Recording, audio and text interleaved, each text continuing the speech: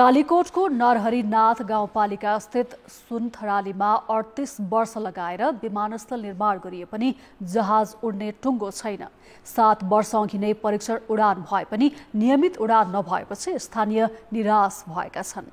कालीकोट सडक सञ्जालमा जोडिनु अघि नै 2042 सालबाट कोटबाडाको सुनथरालीमा विमानस्थल बन्न सुरु भएको थियो। जीवन बहादुर साहेब पर्यटन मन्त्री छँदा 2073 साल माघ 29 गते परीक्षण उडान भए पनि विमानस्थलमा नियमित उडान हुन सकेको छैन। विमानस्थल निर्माणका क्रममा 2058 सालमा धादिङका 17 जना सहित 35 जना मजदुरलाई नेपाली सेनाले माओवादीका नाममा हत्या गरेको थियो। ती मध्ये 18 जना कोटबाडाकै स्थानीय थिए। विमानस्थलमा जहाज चले आफन्त गुमाएको पीडामा मलम लाग्थ्यो कि भन्ने मृतकका परिवार सोच्छन्। एकपटक बेलेन पनि बस्यो, हेलिकप्टर पनि बस्यो, शेरबहादुर देउवा पनि आउनुभयो, जीवन साई पनि आउनुभयो।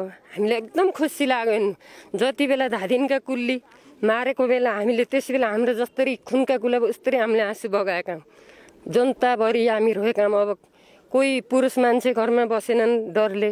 बिरामी भए हामी अगट विकट ठाउँमा बीच बाटोमा मरेका छौँ।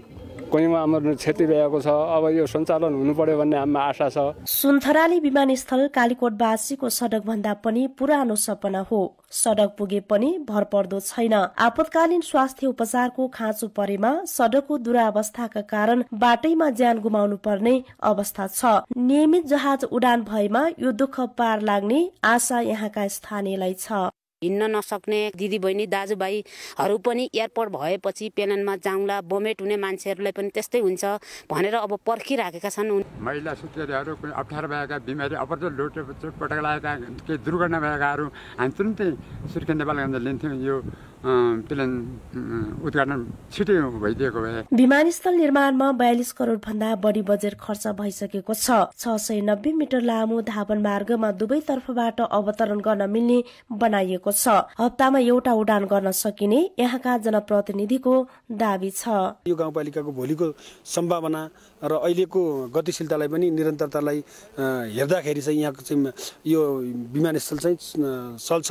हप्तामा एउटा फ्लाइट भए पनि हाम्रो चाहिँ चल्छ भन्नेमा चाहिँ हामी दाबी गरेका छौँ र त्यही अनुसारले हामीले अगाडि बढिराखेका छौँ। सदरमुकाम मान्माबाट 3 घण्टा लाग्ने विमानस्थल पुग्ने बाटो राम्रो भने छैन। करोडौं खर्चेर बनाइएको विमानस्थलमा उडान नियमित भयो भने कर्णाली र सुदूरपश्चिमको पर्यटन प्रबन्धनमा समेत सहयोग पुग्ने अपेक्षा छ। तर सञ्चालनमै आउन नपाई इतिहास बनेका देशका अन्य विमानस्थलकै जस्तो नियति यो विमानस्थलले पनि भोग्ने हो कि भन्ने अर्को चिन्ता छ। यो विमानस्थल निर्माण सुरु भएको करिब 4 दशक बितिसकेको छ, तर पनि यो विमानस्थल अहिलेसम्म सञ्चालनमा आउन सकेको छैन।